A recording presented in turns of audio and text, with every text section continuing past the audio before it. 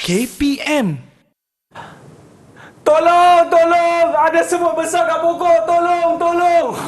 Assalamualaikum warahmatullahi wabarakatuh. Salam sejahtera, apa khabar semua? Selamat datang ke Sukses SPM 2022 bersama dengan saya, murid yang paling kreatif, iaitu Akmal Nazri.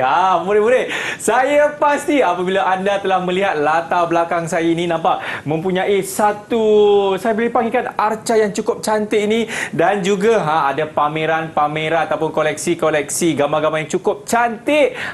Saya pasti inilah dia yang kita akan belajar kali ini dalam mata pelajaran pendidikan seni visual. Tetapi siapakah guru yang akan mengajar anda? Semua nak tahu? Jom kita tengok profil guru kali ini.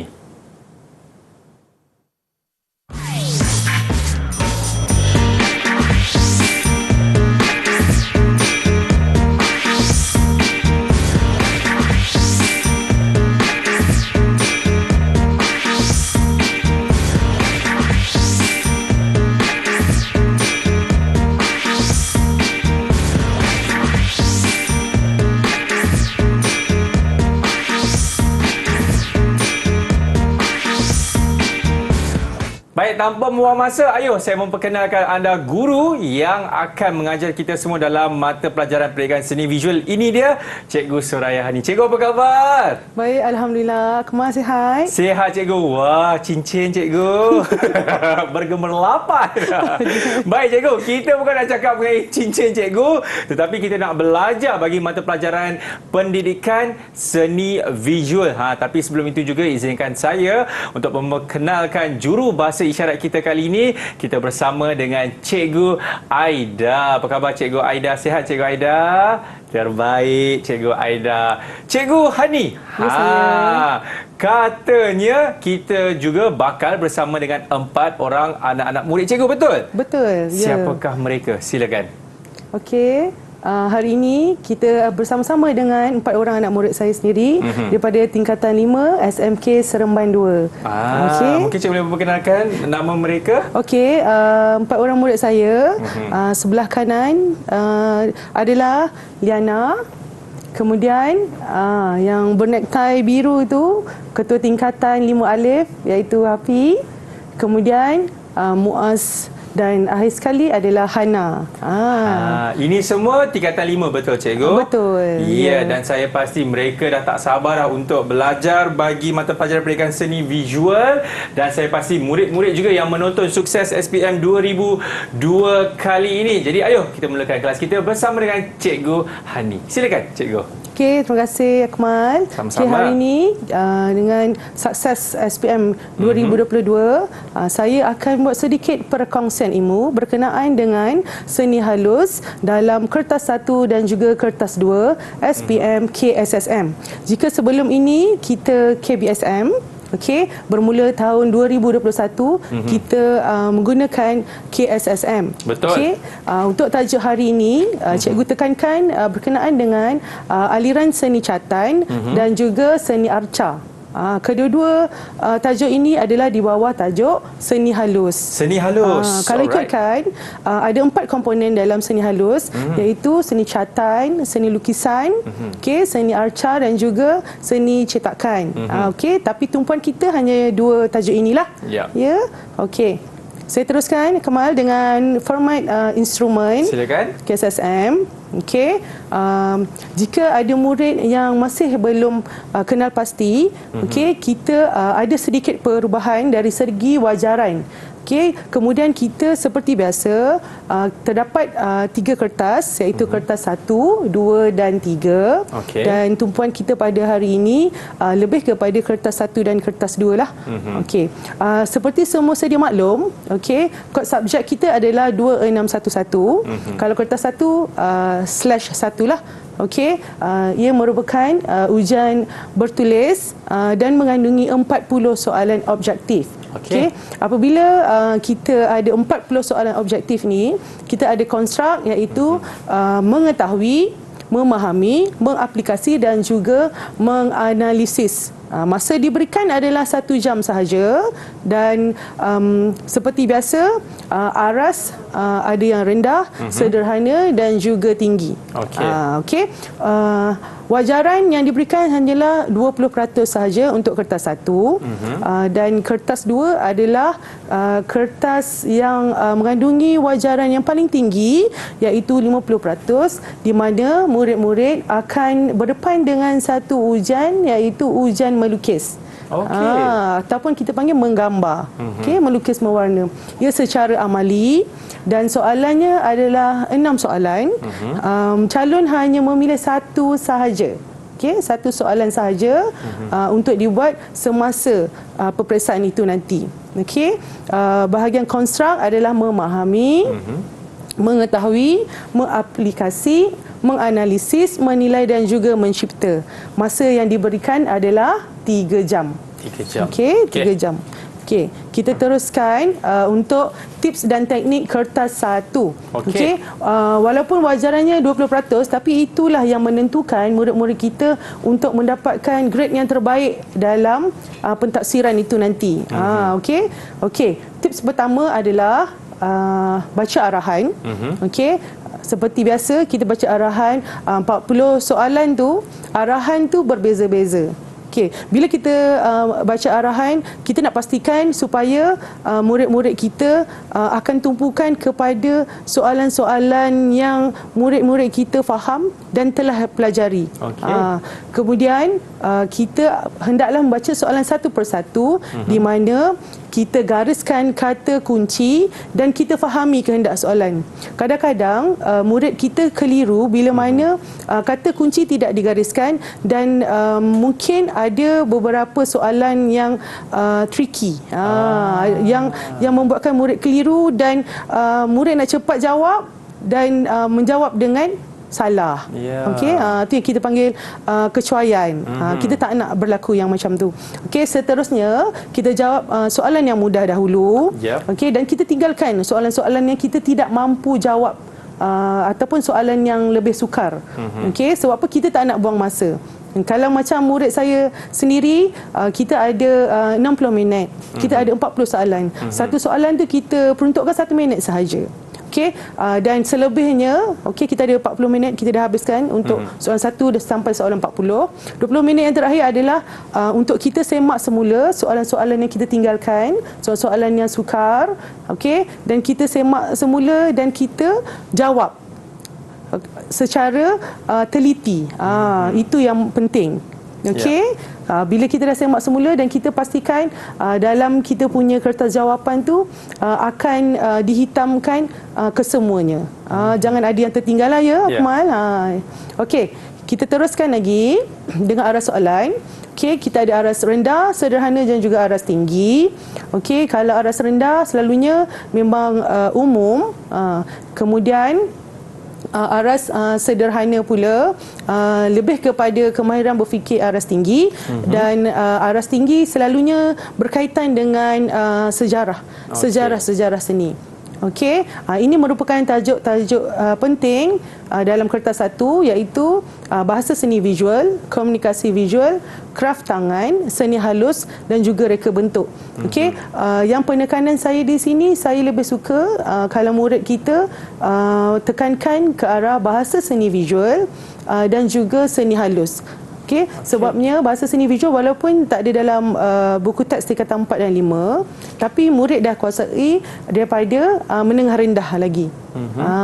Dan manakala seni halus, kalau menengah rendah kita mempelajari berkenaan dengan teknik, tapi untuk aras tingkatan 4 dan tingkatan 5 ni kita lebih kepada aliran itu sendiri, aliran seni itu sendiri.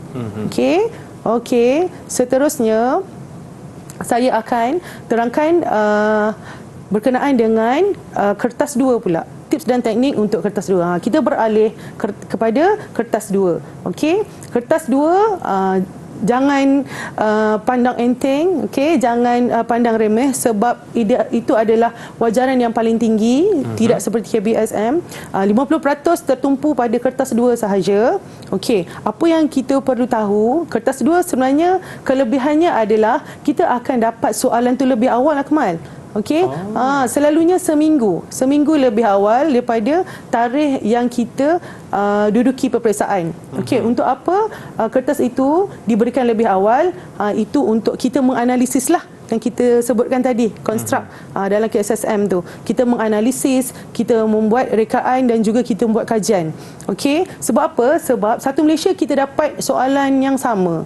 Okey, berkemungkinan besar 6 soalan tu kita sama dengan kawan-kawan kita yang lain, calon-calon yang lain. Oleh sebab itu, kita mesti ada satu rekaan atau ciptaan kita sendiri yang berbeza dengan hasil karya calon-calon yang lain. Okey, okey. Langkah yang perlu diambil ya.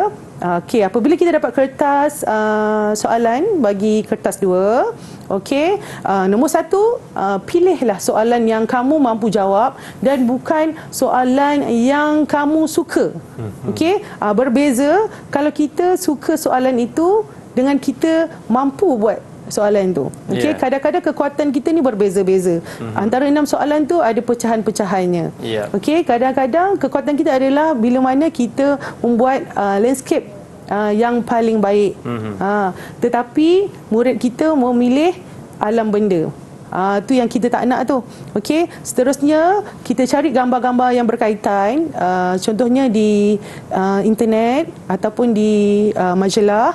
Kemudian kita tiru semula gambar itu dan kita olah semula dari segi saiz, reka letak dan juga gubahan yang menarik. Okey, itu kelebihan kertas 2. Dan kita ada 6 soalan yang saya sebutkan tadi dan pecahannya adalah berkaitan dengan imajinasi, fantasi, figura manusia, figura haiwan, landscape dan juga alam benda. Itu pecahannya. So kita sebagai calon, kita kena bijak memilih antara 6 ini, di mana kekuatan kita dan di mana yang kita mampu buat. Okey? Yang mana paling mudah, cikgu? Kalau saya sendiri rata-rata lebih pengalaman lebih 10 tahun ni, kebanyakan murid lebih kepada landscape lah. Landscape Okey. Ini adalah contoh hasil karya kertas 2 daripada murid saya sebelum ini dan mendapat markah yang A+ ya. Alhamdulillah. Alhamdulillah. Antara yang dapat A+ walaupun subjek lain mungkin tidak berapa memberangsangkan, tapi dengan kemahiran yang mereka ada, untuk subjek aplikasi seni visual, mereka boleh dapat keputusan yang baik. Yes, keputusan yang baik. Ini Mungkin contoh. ada lagi contohnya, cikgu? Okey, ini contoh yang seterusnya. Ini saya nak cuba bandingkan antara media kering dan juga media basah. Yang bahagian atas ni media kering pensil. Okey. Okey, manakala di bawah ni kita menggunakan media basah. Okey. Kalau murid-murid dapat lihat, okey, dalam gambaran yang saya berikan ni, untuk media kering kita menggunakan satu kemahiran yang tinggi untuk mendapatkan tone. Okey, tone yang baik. Manakala kalau media basah ni, okey, dengan calitan berus, kita mampu menghasilkan tone dengan lebih cepat. Tapi kita terpulanglah kepada kekuatan murid itu sendiri, calon itu sendiri, kemahiran mana yang lebih baik. Okey. Baik, terima kasih cikgu. Memang cantiklah orang kata apa, hasil lukisan tersebut kan cikgu kan. Katanya dilukis oleh Akmal Nazri. Katanya. Iya, terima kasih cikgu. Okeylah, kita nak berhenti rehat dulu. Kepada anda semua jangan ke mana-mana. Selepas ini kita akan kembali dalam Sukses SPM 2022. Didik TV KPM. Didik TV KPM.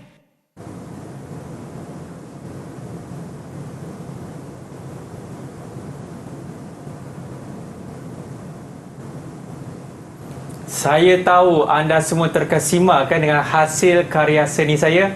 It's okay. Alright, masih lagi menyaksikan Sukses SPM 2022 bersama dengan saya Akmal Nazri dan juga Cikgu Hani kita. Baik, Cikgu, kali ini katanya kita nak pergi ke sesi ulang kaji seni catatan dan seni arca. Betul ke? Ya, betul. Alright, silakan Cikgu. Okey, terima kasih Akmal. Okey, saya teruskan. Okey. Okey, untuk sesi ulang kaji seni catatan dan juga seni arca ini, tumpuan saya lebih kepada aliran seni itu sendiri. Kerana tingkatan 4, tingkatan 5 arasnya lebih tinggi. Kalau kita lihat dekat studio kita hari ini, di atas meja Akmal tu adalah beberapa hasil karya seni arca dan manakala yang lain ni adalah hasil karya seni catan. Okey, sebab tu penekanan saya hari ini seni arca dan seni catan kerana dia dalam kategori komponen seni halus, di mana untuk kertas satu selalunya okey, tajuk ini akan diberi tumpuan. Okey. Lagi satu, Akmal, untuk seni catan, dia berlaku pada kertas 1, 2 dan 3. Itu kepentingan yang besar lah pada pendapat saya. Kalau seni arca pula, selain kertas 1, berkemungkinan besar dia akan keluar untuk tajuk bagi kertas 3, iaitu kerja khusus atau folio. Macam tahun ni kita ada sulaman, kita ada kotak. Kalau mungkin kita tak tahu, tahun-tahun mendatang mungkin akan seni arca pula.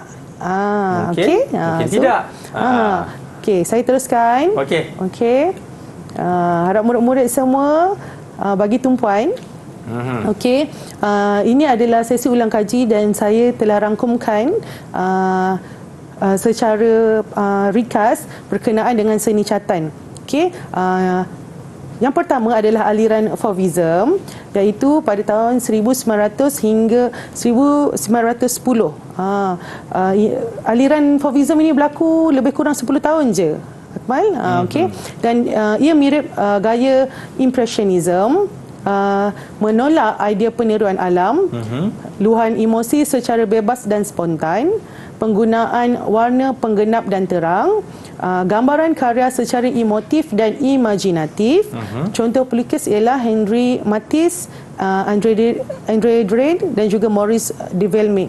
Okey, kalau lihat dekat depan ni, ni adalah antara hasil karya aliran Fauvism. Yang mana satu tu, cikgu? Yang sawah padi saya ni. Oh, itu dia?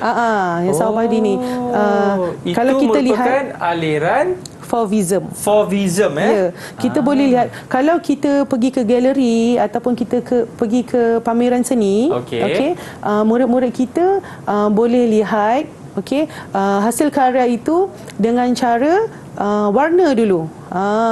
Okey, warna penggenap. Kalau kita lihat kat sini, warna penggenap tu jelas sekali kuning dan ungu. Kuning dan ungu. Okey, kemudian kita teruskan dengan aliran Expressionism. Okey, dia bermula tahun 1905 hingga 1925. Okey, bermula di Jerman, berusaha mewujudkan pengalaman secara emosional, penggunaan warna yang terang, dramatik dalam menyampaikan mesej. Kemudian image subjek kadang-kadang tidak jelas dan bersifat organik. Dan contoh pelukis dia adalah Paul Klee. Okey, saya teruskan. Okey, aliran Cubism pada tahun 1907 hingga 1922. Istilah Cubism merujuk kepada gaya abstrak geometrik, tidak terikat dengan tradisi catan tetapi menggunakan bentuk dan satah. Okey, penggunaan warna yang terang dan mempunyai perspektif. Contoh pelukis adalah Pablo Picasso. Seterusnya aliran Surrealism, menggambarkan hal benda, situasi seperti mimpi, terbahagi kepada dua, iaitu abstrak dan juga figuratif. Tidak menitik beratkan penggunaan warna, lebih fokus kepada imajinasi. Contoh pelukis adalah Salvador Dali. Okey, Expressionism abstrak berkembang di Amerika Syarikat, penggunaan berus yang keras dan sapuan yang kasar. Ciri utama adalah percikan, titisan, lelehan dan cat secara spontan. Hal benda berbentuk abstrak. Contoh pelukis adalah Jackson Pollock. Seterusnya, seni pop muncul di England dan Amerika Syarikat, menggunakan imej bergambar dan teknik hard edge, juga fotografi, menggunakan warna primer, kontras dan terang, gabungan foto dan juga warna serta simbol untuk menyampaikan mesej, fokus pada imej biasa budaya popular. Dan contoh pelukis adalah Andy Warhol. Dan akhir sekali adalah seni ataupun seni optikal, muncul dan berkembang di Amerika Syarikat, melibatkan ilusi optik, teliti dalam pemilihan garisan, warna dan bentuk agar memberi kesan maksimum. Contoh pelukis adalah Brigade Relay. Okey, kita teruskan. Ini antara aliran seni catan, iaitu naturalism, realism, impressionism, expressionism. Okey, setiap satu ni kita ada satu kaedah teknik yang mudah untuk murid mengingat. Contohnya naturalism. Okey, kalau naturalism yang mudahnya kita ingat adalah alam semula jadi. Betul. Kemudian realism yang mudahnya adalah lukisan yang mengikut apa yang kita lihat. Okey, impressionism berkaitan dengan cahaya daripada atmosfera ataupun cahaya matahari ataupun bulan. Kemudian expressionism berkaitan dengan emosi. Surrealism, okey, kata kunci dia adalah alam bawah sedar. Cubism bersatah, geometrik. Kemudian expressionism abstract, dia berbentuk abstrak. Kemudian pop art seperti yang kita sebut tadi adalah berkaitan dengan image dan budaya yang popular. Okey, kita beralih pula kepada seni arca. Okey, seni arca bermula sebelum zaman Renaissance. Okey, kebanyakan arca dihasilkan bertemakan tokoh manusia. Kalau dulu kita punya arca adalah berdasarkan tokoh-tokoh manusia, namun seiring dengan peningkatan tamadun, sekarang ni arca lebih moden dan lebih dinamik, dan hasil karya ini dilihat melalui kepelbagaian aliran dan juga gaya yang digelar oleh sejarawan seni sebagai pluralism artistik. Okey, seterusnya ini definisi arca. Arca merupakan satu hasil karya dalam bentuk 3 dimensi, okey, untuk dinikmati secara nilai estetikanya. Kemudian arca itu berasal daripada perkataan Yunani iaitu scapia, yang bermaksud mengukir, menebuk, memotong, melarik dan sebagainya. Okey, ini adalah aliran seni arca. Okey, abad ke-14 hingga ke-15 ia dikenali sebagai era Renaissance dan gaya realistik. Konsep penghasilannya berpaut pada ciri keagamaan dan figura manusia. Kemudian ia dihasilkan berbentuk portrait dan juga arca figura bersaiz besar. Okey. Selalunya kalau bersaiz besar ni dia nak timbulkan emosi dan juga ciri-ciri fizikal arca itu sendirilah. Okey. Kemudian abad ke-16 hingga ke-17, okey, dipengaruhi oleh gaya mannerism yang berasal daripada Itali, merujuk kepada bentuk badan juga gaya arca tersebut. Kemudian abad ke-17 muncul pula aliran barok, okey, di Eropah.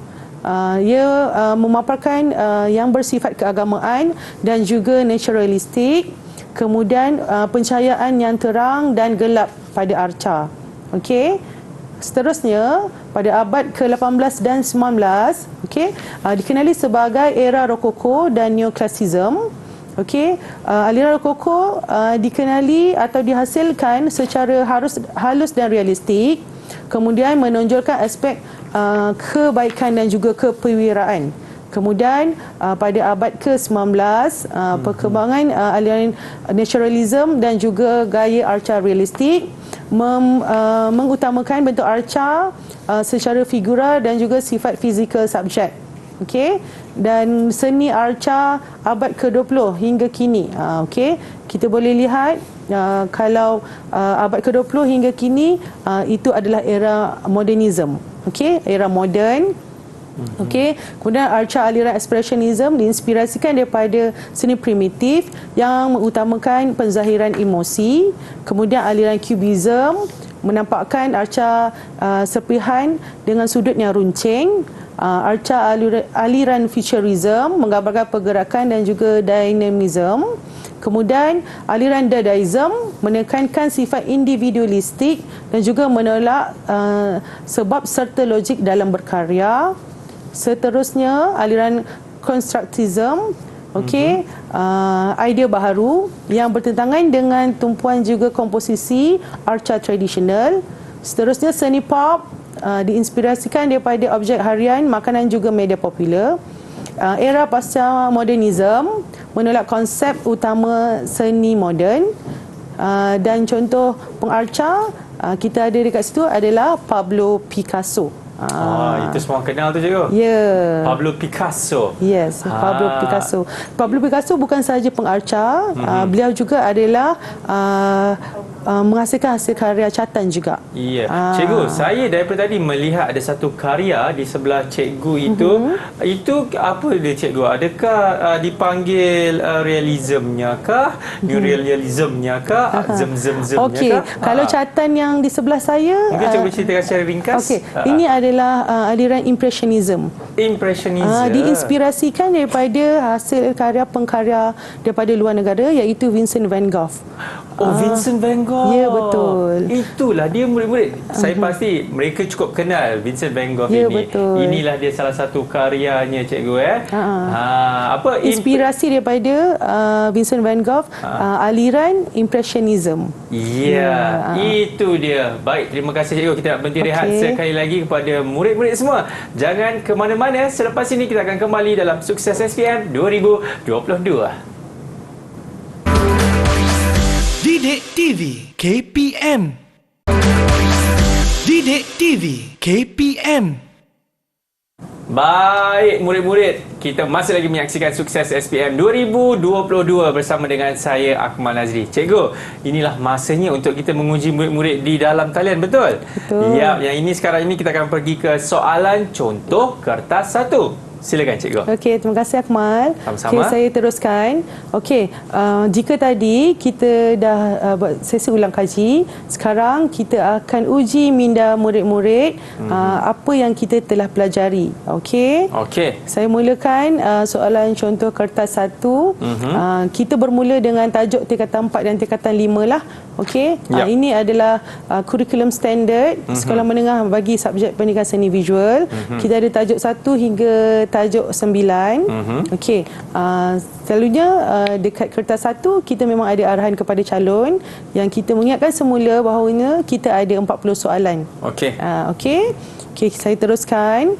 Okey, untuk soalan contoh 1, okey, jika anda ingin melihat gambaran landscape sebenar pada zaman dahulu, catatan aliran manakah yang sepatutnya menjadi rujukan anda? Adakah A. Naturalism, B. Romantism, C. Impressionism ataupun D. Neoclassicism? Senang ni cikgu. Soalan ni soalan mudah sebenarnya. Orang kata pembuka selera, appetizer. Okey, ini kategori seni apa ni, Akmal? Seni mana? Kalau ni. Soalan 1 ni, kan saya ada 2 kan, seni catatan dan seni catatan dan juga seni aliran. Bukan. Seni catatan dan juga seni arca. Okey. Ini seni catatan lah cikgu. Ya, betul. Okey, siapa yang boleh jawab? Okey. Siapa boleh jawab? Okey. Boleh angkat tangan? Okey, silakan. Okay, Hafi. Okey. Kita teruskan, Hafi. Jawapannya ialah A. Naturalism. Okey, naturalism. Kenapa A? Okey, apa kata kunci bagi soalan ini? Kata kunci dia ialah dia melihat gambaran landscape sebenar. Betul. Okey, untuk soalan sebegini, seperti mana yang saya tekankan tadi, tips dan teknik, kita mesti cari kata kunci dahulu, iaitu gambaran landscape. Okey, dan gambaran landscape dia ada kaitan dengan naturalism. Betul. Sebab kalau kita fasih berbahasa Inggeris, nature tu kita dah tahu, kata akar tu kita dah tahu. Okey, naturalism. Kalau romantism, Akmal, tak mungkin gambaran landscape, sebab romantism berkaitan dengan kalau kita tanya murid kita, dia akan cakap berkaitan dengan percintaan. Sebab dia ada romantis di situ. Sebab dia ada romantis. Tapi kalau dalam aliran seni, okey, kita kena tahu romantism, tragedi pun adalah dalam salah kategori satu, aliran romantism. Okey, kalau hasil karya itu berkaitan dengan satu tragedi, itu pun adalah dalam kategori romantism. Tak semestinya percintaan, kasih sayang saja. Ya, okey, dalam percintaan itu cikgu kan. Sebab tu bila soalan macam ni, okey, cikgu sentiasa akan mengajar murid cikgu untuk mempelbagaikan soalan. Okey, contoh kalau soalan tu tiba-tiba dia tanya berkaitan dengan tragedi, jawapan dia bukan naturalism lagi. Jawapan dia adalah romantism. Romantism. Ya. Kalau impressionism, ia berkaitan dengan pencahayaan.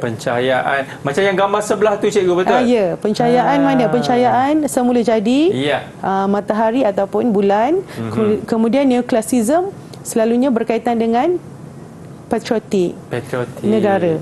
Okey. Neoclassicism. Ya. Okey. Alright. Kita pergi ke soalan contoh 2. Okey, apakah aliran yang didokong oleh pelukis-pelukis di bawah? Okey, Salvador Dali, Andre Masson, Louis Tanguy dan juga Paul Devaux. Okey, adakah A, seni pop, B, surrealism, B, cubism atau D, expressionism? Siapa boleh jawab? Ya, silakan. Untuk soalan 2. Siapa boleh angkat tangan? Boleh angkat tangan dahulu. Siapa yang ingin menjawab? Adakah Liana? Okey, Liana, boleh jawab? Teruskan.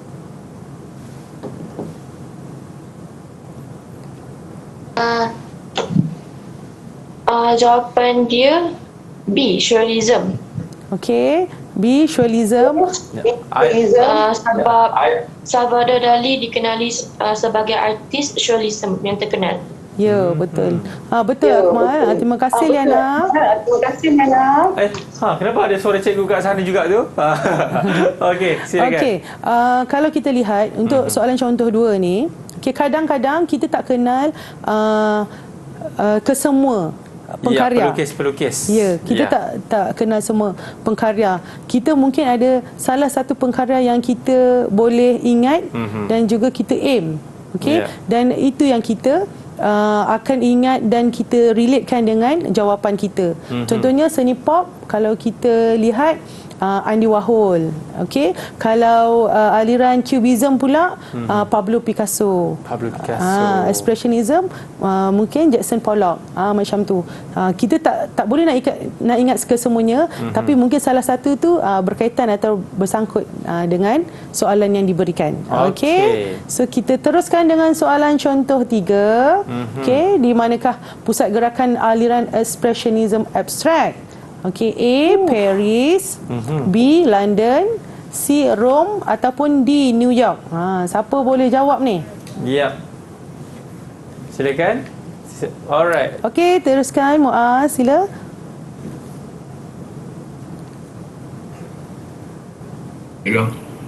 Muaz boleh berikan jawapan lagi sekali, Muaz? Jawapan dia adalah, jawapan 3 adalah D, New York. Kerana New York dikenali dengan kota yang meminati seni abstrak. Itu dia, kota New York. Ya, betul. Okey, terima kasih Muaz. Kita teruskan pula dengan soalan contoh 4. Okey, manakah antara maklumat berikut adalah ciri utama aliran expressionism abstrak? Adakah A, menggunakan rupa geometrik, B, penggunaan warna penggenap yang ketara, C, penggunaan warna primer, kontras dan juga terang, dan D, penggunaan lilihan, percikan dan juga titisan cat secara spontan.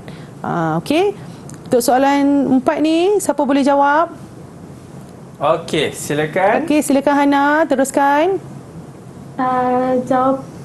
Jawapan dia D, cikgu. Penggunaan lilihan, percikan dan titisan cat secara spontan. Okey, kata kunci dia apa, Hana? Penggunaan lilihan, percikan dan titisan cat. Bukan, kata kunci untuk soalan ini apa, Hana? Abstrak. Apa kehendak soalan? Expressionism abstract. Ya, betul. Ya. Okey, kalau kita lihat kata kunci dia adalah ciri utama expressionism abstract, dan kita sedia maklum penggunaan lilihan, percikan, titisan secara spontan. Okey, kalau rupa geometrik apa dia? Okey, aliran apa? Aliran surrealism, cikgu. Surrealism. Geometrik bukan surrealism. Kalau geometrik apa?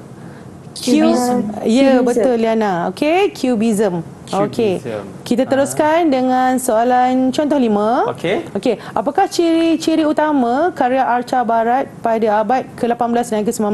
Okey, tadi 4 soalan tu kita dah lepas untuk soalan seni catan. Sekarang kita teruskan dengan soalan seni arca. Okey. Siapa boleh jawab soalan contoh 5? Silakan. Saya ke? Okey, Muaz, sila Muaz. Soalan 5, jawapan dia D je ke? Kepadatan figura dan gaya realistik. Okey, kepadatan figura dan juga gaya realistik. Kalau abad ke-18 dan 19 ni abad yang awal-awal ya untuk seni arca. Okey, baiklah, kita teruskan dengan soalan contoh 6. Okey. Bagaimanakah pengarca aliran barok menampakkan unsur kontras dalam karya mereka? A. Bahan-bahan yang digunakan. B. Bentuk karya yang dihasilkan. C. Ketebalan dan kenipisan garisan. Atau D. Kesan pencahayaan terang dan gelap. Okey. Siapa boleh jawab untuk soalan 6? Okey, Liana, teruskan Liana. Jawapan dia D. Kesan pencahayaan terang dan gelap kerana aliran barok menggunakan kontras cahaya gelap ke terang yang dominan. Okey. Terima kasih Liana. Tepat jawapan dia, cikgu, dengan penerangannya. Yes, dengan penerangan sekali. Itu yang sebaiknya. Kalau kita study, memang kita akan dapat jawapan yang sebegitulah. Okey. Kita teruskan dengan soalan contoh 7. Manakah antara berikut menjadi ciri utama arca-arca aliran neoklasisisme pada abad ke-18? Adakah A. Kebaikan dan kepewiraan. B. Paparan bentuk badan dan lagak gaya arca. C. Figura bersaiz besar dengan penekanan kepada gaya realistik. Ataupun D. Unsur kontras yang dramatik menerusi kesan pencahayaan terang dan gelap. Siapa boleh jawab? Saya tahu jawapan dia. Soalan okey, Hafi. Silakan. Okey, silakan Hafi teruskan. Jawapan bagi soalan 7 ialah A. Perwiraan dan Jawapan dia A apa kebaikan dan keperwiraan. dia? Ya, Kerana betul. Ya, teruskan. kerana arca neoklasisisme memberi penekanan pada elemen yang menonjolkan aspek kebaikan dan keperwiraan. Okey, terima kasih Hafi. Okey, dan kita teruskan dengan soalan contoh 8.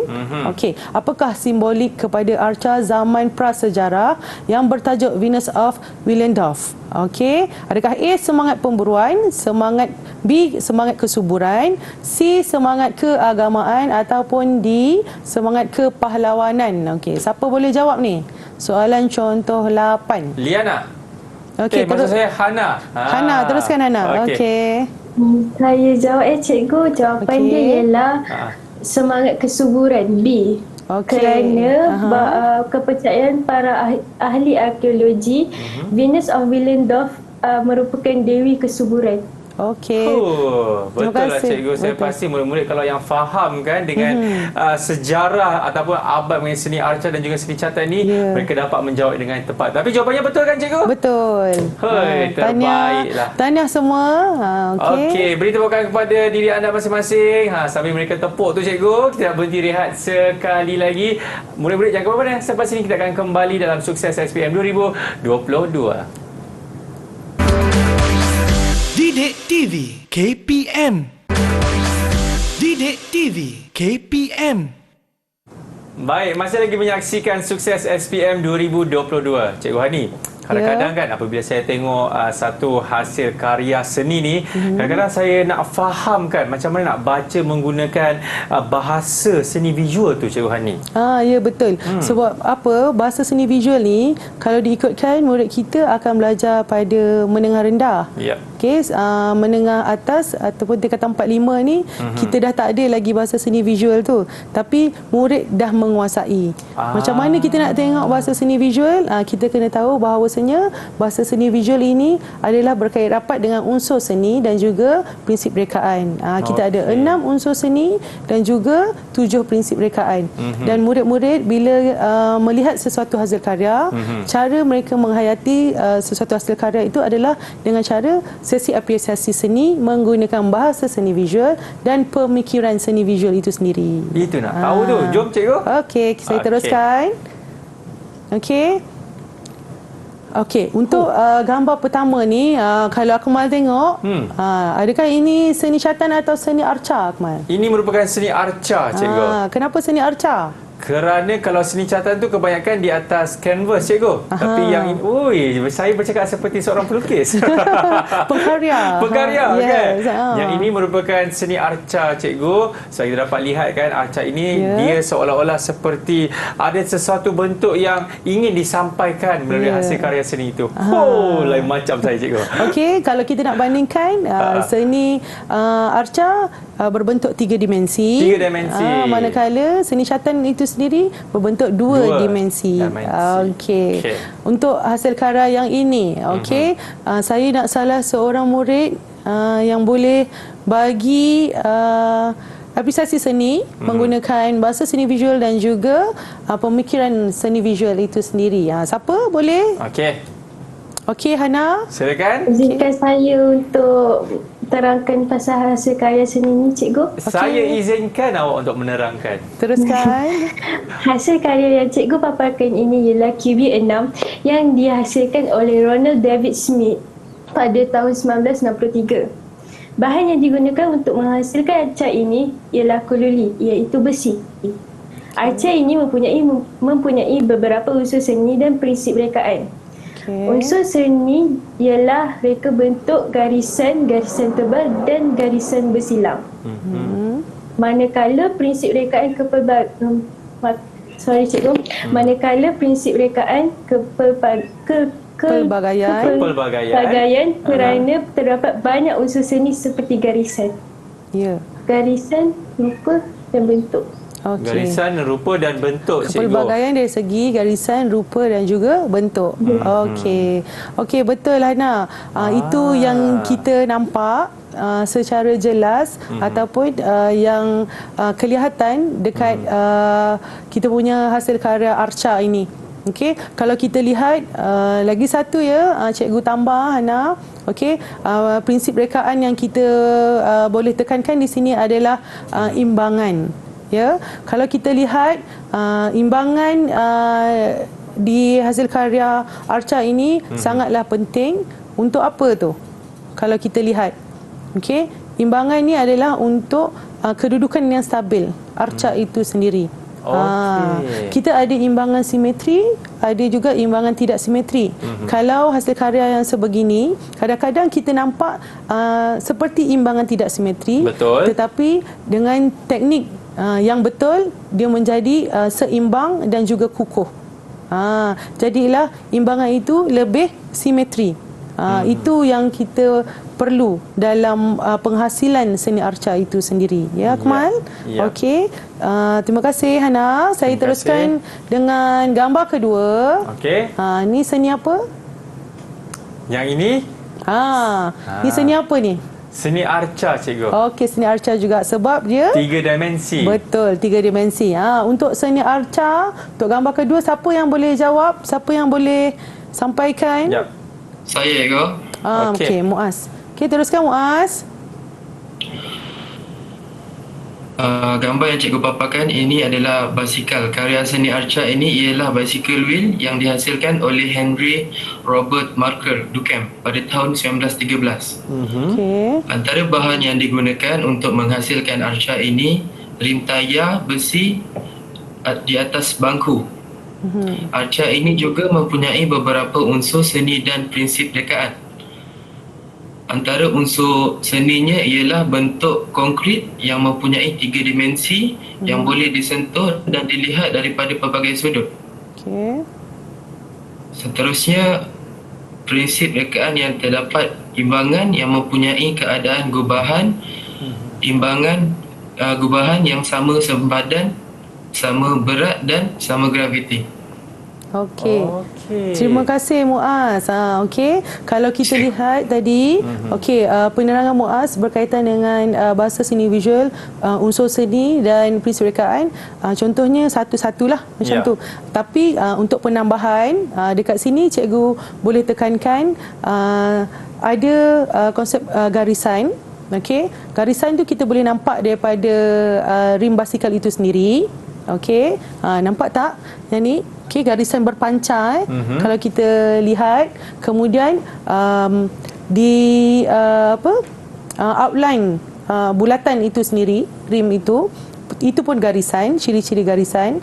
Kemudian untuk prinsip rekaan berkaitan dengan imbangan, ya betul. Dan juga untuk penambahan, kalau jenis arca, kalau kita ambil daripada bahan-bahan terbuang sepertinya rim basikal dan juga bangku, okey, itu adalah seni ataupun jenis arca assemblage. Okey, kalau bahan-bahan yang kita gunakan kita semula ni, itu dalam kategori arca jenis assemblage. Okey, teknik assemblage. Sebab nak hasilkan arca ni banyak, pelbagai. Macam tadi tu menggunakan logam, itu adalah arca binaan. Ada arca luakan, ada arca replika macam Depak Akmal tu. Itu pelbagai. Okey, kita teruskan. Untuk gambar yang seterusnya. Okey. Kalau tadi adalah seni arca, yang ini adalah seni catan. Okey, seni catan. Aku malah semakin pandai ya. Okey, untuk seni catan ini siapa yang boleh terangkan? Yep. Saya cikgu. Okey, teruskan Liana. Okay, hasil karya seni catan yang cikgu paparkan ialah bertajuk Si True Dark yang dihasilkan oleh Julian Stanzak pada tahun 1983. Beliau dikenali sebagai pengasas seni op dan telah menghasilkan beberapa karya iaitu Low Filtering, The Confrontation in the Light and Harmony Green. Catan ini mempunyai beberapa unsur seni dan prinsip rekaan. Antara unsur seni yang terdapat dalam catan ini ialah garisan kerana ia memainkan peranan penting untuk mewujudkan rupa, bentuk, jalinan dan corak.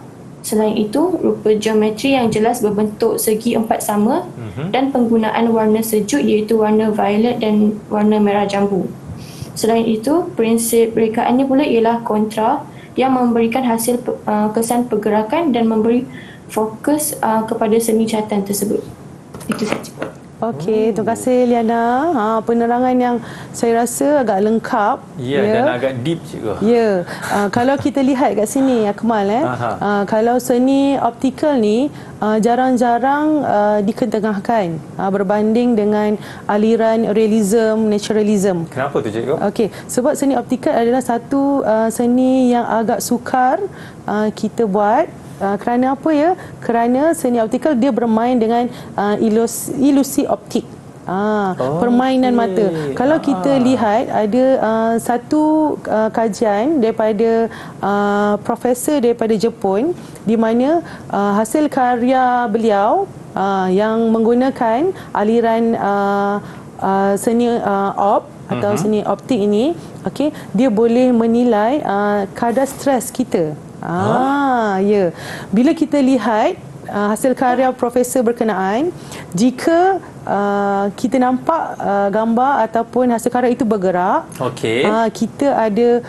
kita mempunyai stres yang tinggi. Manakala kalau kita lihat image itu pegun ataupun tidak bergerak, kita tidak stres pada waktu itu. Saya pernah buat. Saya pernah buat. Jadi bergerak ke atau pegun cikgu? Saya pernah masa bergerak dan saya pernah masa image tu tiba-tiba jadi pegun. Okey, tapi waktu yang berlainan lah.